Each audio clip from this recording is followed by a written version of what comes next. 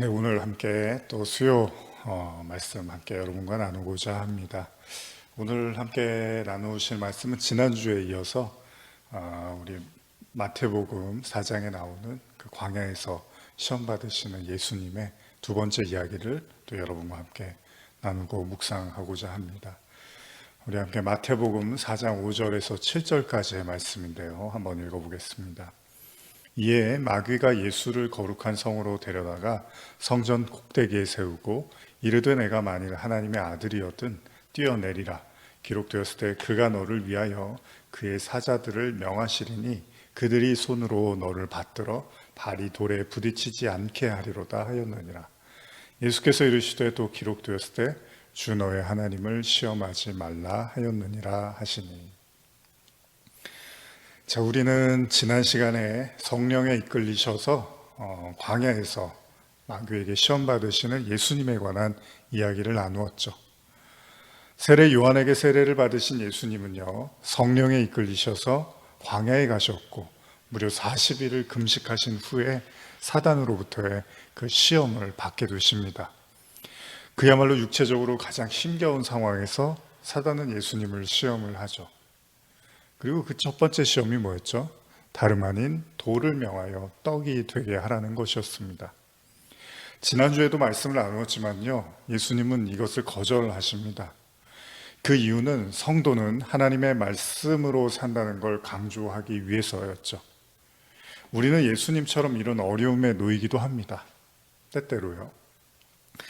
분명히 40일간 금식하고 육체적으로 가장 힘든 상황에서 돌을 떡으로 만들라는 그런 힘과 능력이 예수님이 갖고 계시잖아요. 그러면 어떻게 해야죠? 그렇게 해서 먹고 다시 힘을 내야 되죠. 금식을 하다가 정말 죽음을 맞이할 각오가 아니라면 이제 예수님이 하셔야 될 사역들이 있으시니까 그 능력을 사용해서 떡을 먹고 힘을 내야 되는 거, 그건 우리의 생각에서는 어쩌면 당연한 일이고 상식이라고 생각할 수도 있습니다.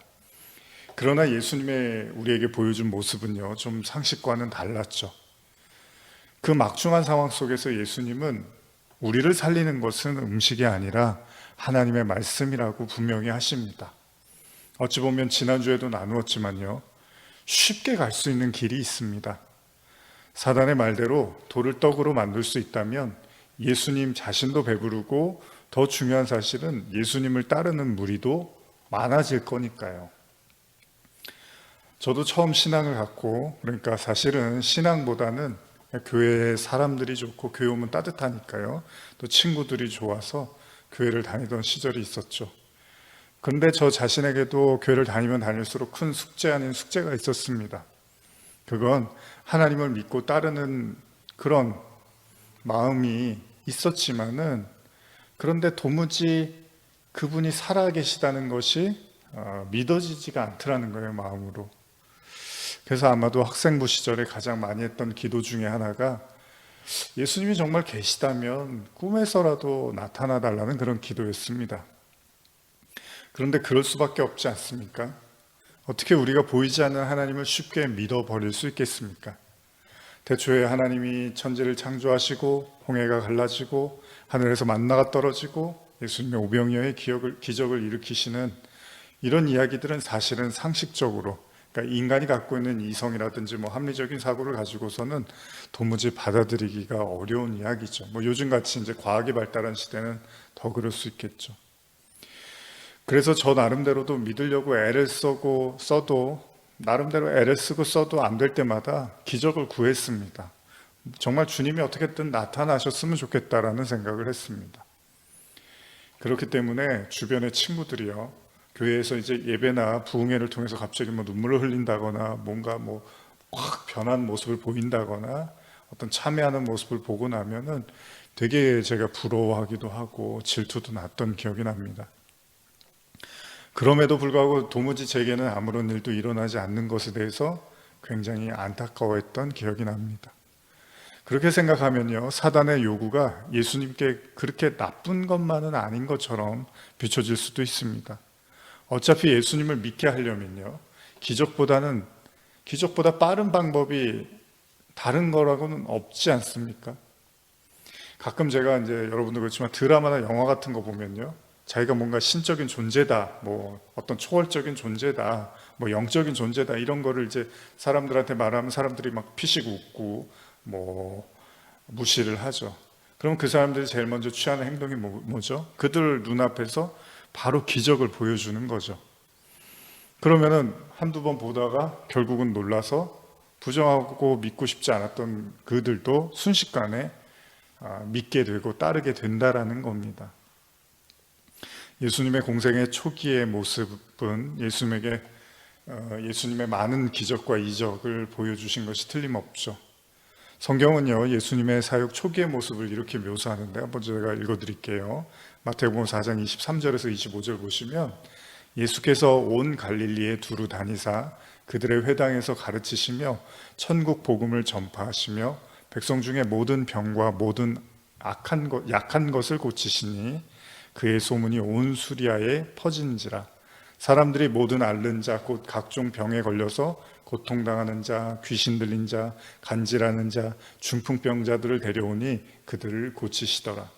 갈릴리와 데가볼리와 예루살렘과 유대와 요단강 건너편에서 수많은 무리가 따르니라. 그렇습니다. 분명히 예수님은요, 많은 하나님의 능력을 나타내셨습니다. 그리고 그로 인해서 많은 사람들이 그를 따른 것도 분명한 사실입니다. 그럼에도 예수님은 사역을 시작하는 시점인 광야에서 사단에게는 그 능력을 절대 사용하지 않습니다. 왜 그러셨을까요? 오늘의 본문도 크게 다르지가 않습니다.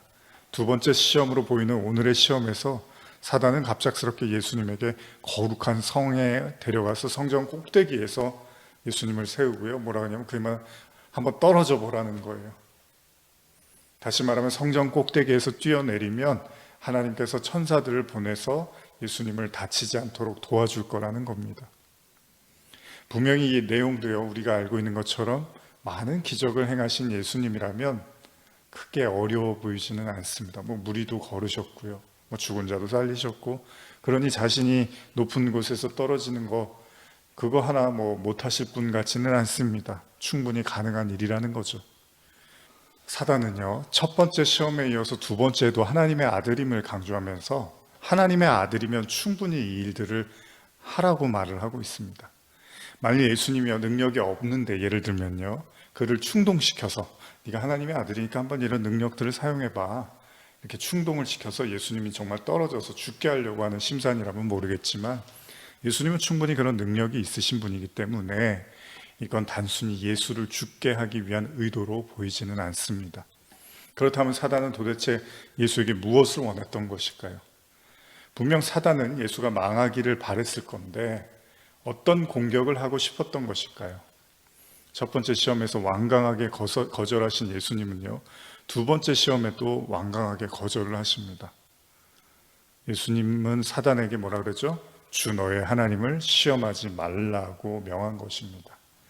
단순하게 생각해 보면 첫 번째 시험이나 두 번째 시험이나 능력을 함부로 막 사용하고 악용해서 사역을 망치게 하려는 것으로 생각할 수도 있습니다.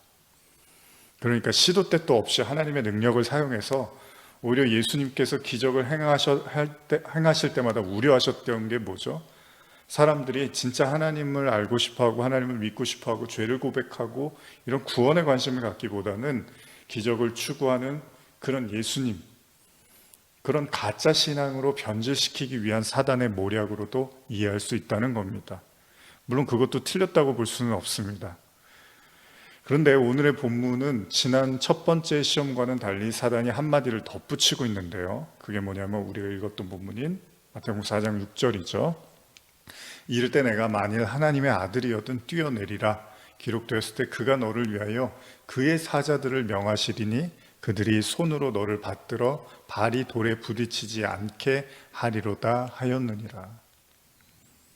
지금 제가 언급한 이 구절이요, 사실은 시편의 91편을 보시면 11절, 12절에 나옵니다.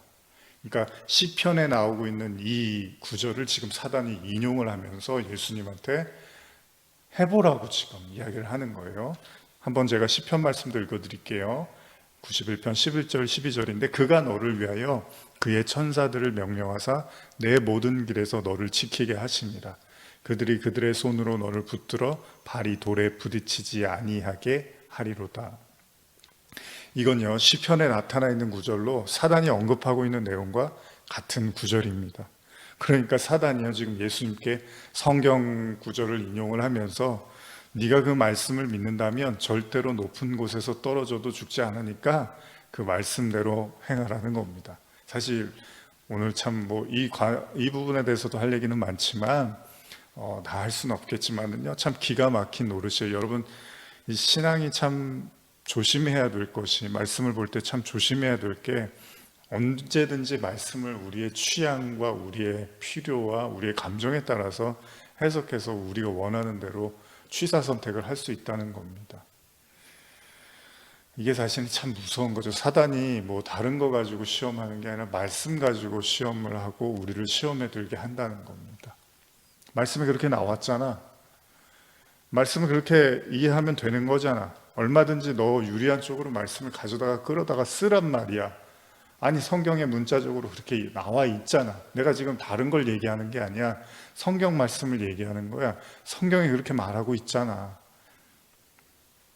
그러면 사람들이 그 말씀이 정말 뭘 의미하는지를 잘 모르면 대부분 많은 사람들은 자기가 원하는 쪽으로 유리하게 해석하기에 되기 마련이잖아요. 모든 게 다 그렇잖아요.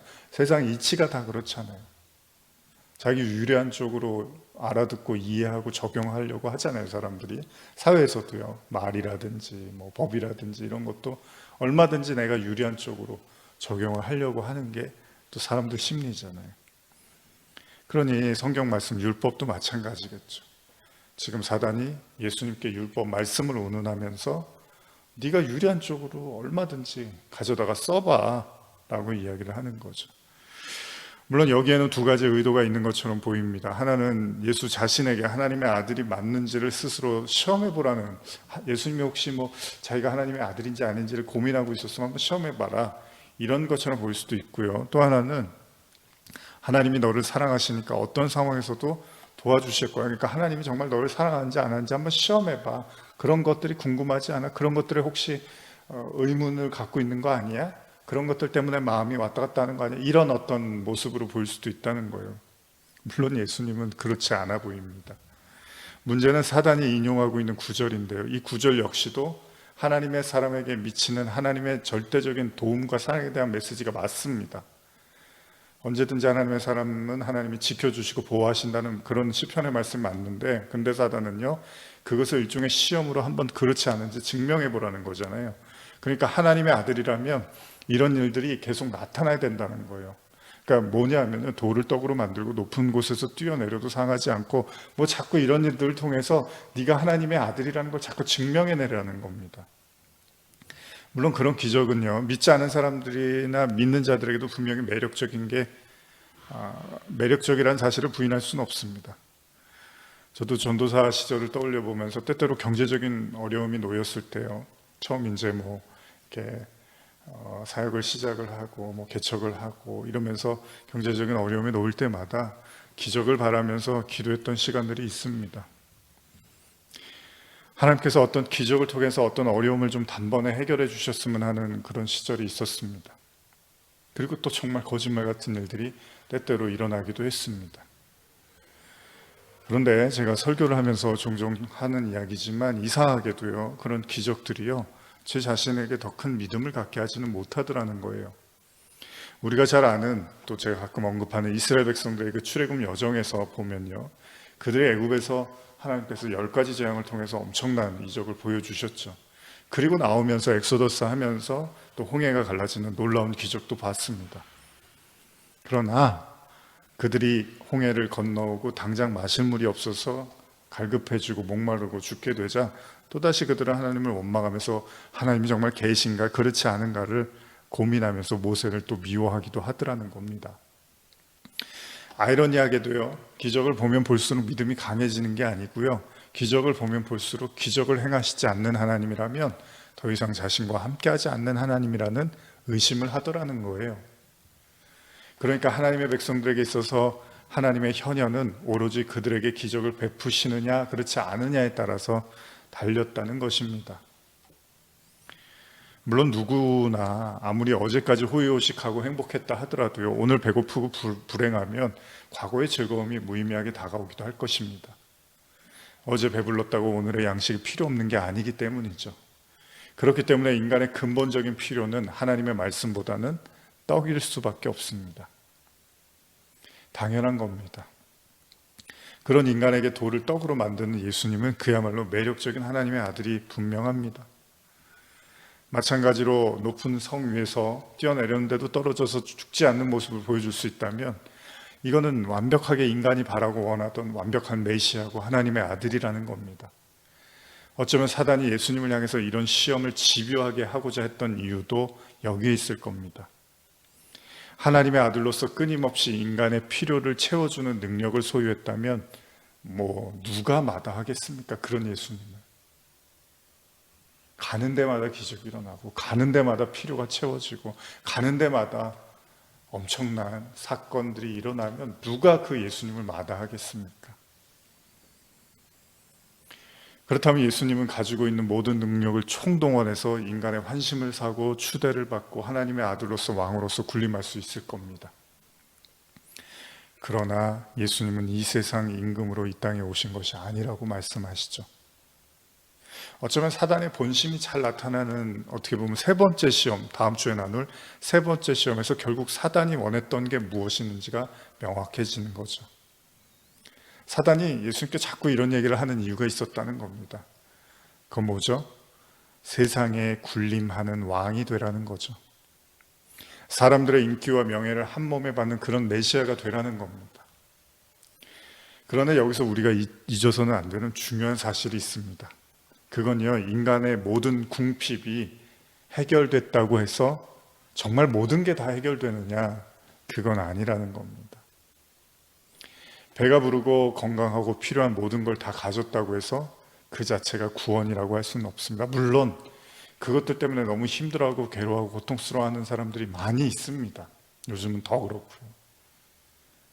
그때는 정말로 그런 은혜가 필요하고 도움이 필요할지도 모릅니다. 그리고 우리는 그 영혼들을 위해서 기도하고 하나님의 도움을 구하는 것도 맞습니다.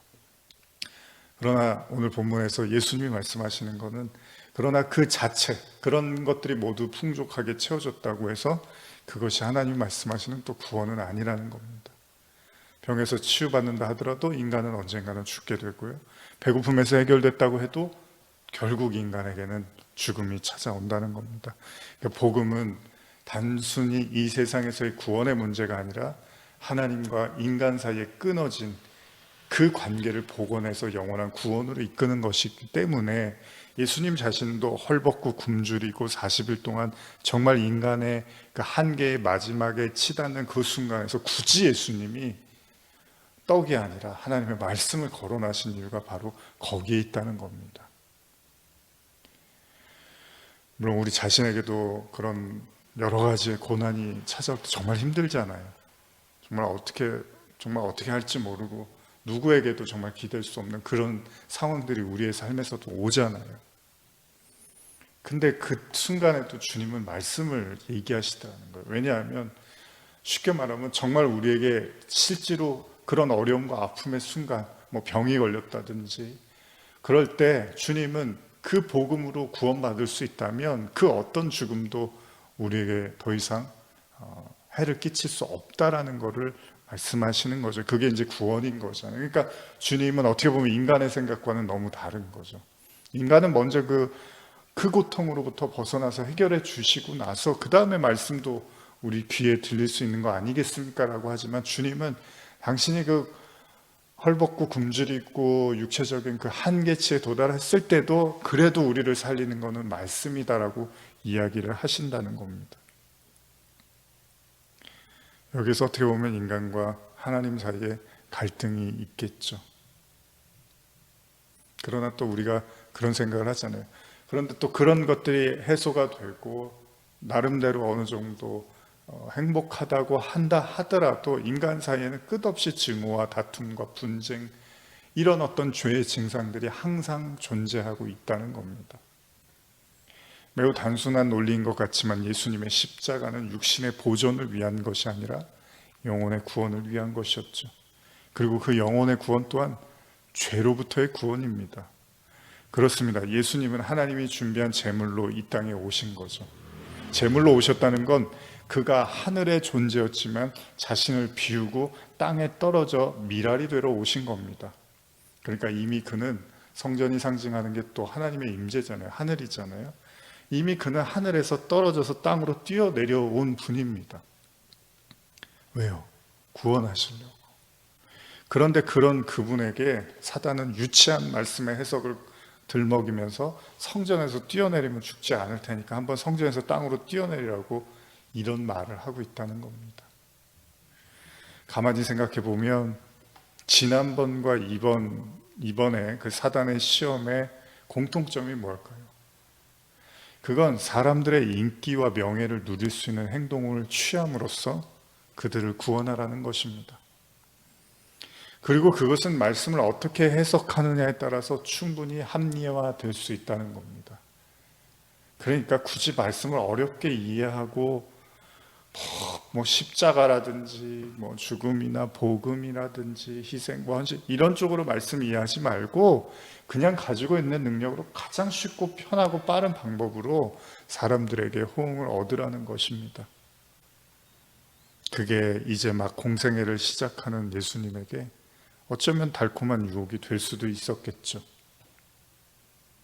그러나 예수님은 이미 십자가라는 자신의 운명을 알고 이 세상으로 오신 분이었습니다. 그런 예수님에게 안락함과 편안함, 핍박받지 않고 세상으로부터 멸시받고 증오받지 않는 그런 방법을 취하라는 사단의 유혹이었던 거죠. 예수님의 대답은 간단합니다. 마태복음 4장 7절이죠. 예수께서 이르시되 또 기록되었을 때 주 너의 하나님을 시험하지 말라 하였느니라 하시니. 하나님을 시험하지 말아라. 그렇습니다. 사단의 말은 가벼운 유혹처럼 보이지만 실상 예수님의 궁극적 사역인 십자가 사역을 완전히 뒤엎고자 하는 것이었습니다.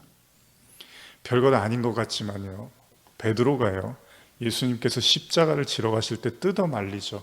왜 그렇게 하십니까?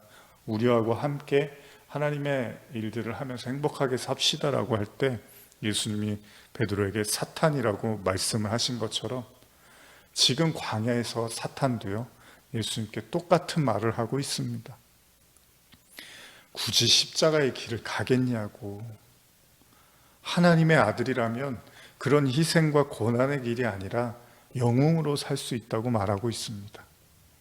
하나님의 아들이 뭐하러 그런 험난하고 거친 길을 걸을 필요가 있겠냐고요. 그러면서 말씀도 얘기해요. 말씀도 이렇게 써 있지 않냐고. 이렇게 말씀을 써 있으면 그 말씀을 취해서 얼마든지 편안한 길을 가라고 이야기를 하고 있다는 겁니다.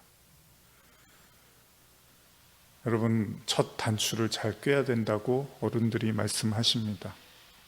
그렇습니다. 예수님의 시험은 처음부터 만만치 않아 보입니다. 40일을 줄인 상태에서의 시험입니다. 그러나 예수님은 사단 앞에서 자신의 의지를 분명히 하고 있습니다. 하나님의 뜻을 시험하지 말라는 것입니다. 그리고 성경은요, 어쩌면 우리에게 이런 주님의 모습을 보여주시기 위해서 예수님께서 세례를 받으시고 광야로 이끌고 가셨는지도 모릅니다. 왜냐하면 이 광야로 이끄는 것이 다른 것이 아니라 바로 성령이었다는 겁니다. 혹시 여러분들의 삶에서도 성령께서 우리를 광야로 이끌어 시험을 받게 하실 수도 있겠죠. 그러나 하나님이 그 일을 허용하셨다면 우리를 무너뜨리기 위함이 아니라 그 시험 속에서, 그 광야 속에서, 그 배고픔 속에서, 그 연약함 속에서 진짜 우리의 갈 길과 하나님의 뜻을 분명히 하라는 하나님의 가르침일지도 모릅니다. 주님의 복음으로, 말씀으로, 십자가로 이기시고 승리하시기를 기도합니다. 기도하겠습니다. 하나님, 예수님의 광야에서의 시험을 보며 또 우리 자신을 돌아봅니다. 당신이 오시고 분명히 당신이 걸어가야 될 길을 아셨던 주님, 그리고 주님은 그 모든 시험 속에서 오히려 그 뜻을 더 명확하게 굳히시고 또한 이 모든 공생의 시작을 또 우리에게 명쾌하게 보여주고 계십니다. 물론 우리는 연약하여 때때로 흔들리고 넘어지고 부족하지만 성령의 은혜를 구하며 하나님의 말씀의 도우심을 통하여 그리스도의 그 십자가의 길을 분명히 하며 담대하게 걸어가게 하여 주시옵소서. 감사드리며 예수님의 이름으로 기도드립니다. 아멘.